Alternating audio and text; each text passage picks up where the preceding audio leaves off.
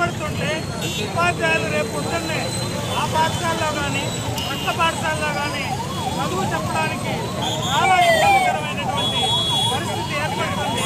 ఇది ప్రభుత్వ అధికారులు అయితేనేమి, కలెక్టర్ అయితేనేమి, గవర్నమెంట్ అయితేనేమి ఉపాధ్యాయులకు ఒక చట్టం తెచ్చి ఏ విధంగా అయితే విద్యార్థి చట్టంలో విద్యార్థులు పట్టుకుంటారు, విద్యార్థి చట్టంను ఎప్పటి నుంచో గౌరవిస్తున్నటువంటి ఉపాధ్యాయులకు ఈరోజు రక్షణ లేకుండా పోయింది.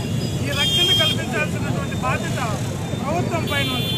ఇది మొత్తం రాష్ట్ర వ్యాప్తంగా చర్చ జరిగి భవిష్యత్తులో ఇలాంటివి జరుగుతున్నా ఈరోజు ఎంతోమంది మహిళా ఉపాధ్యాయులు మొత్తనే ఫ్యామిలీలో సాయంత్రం వరకు పాఠశాలలో ఉండేటటువంటి పరిస్థితులు ఉన్నాయి.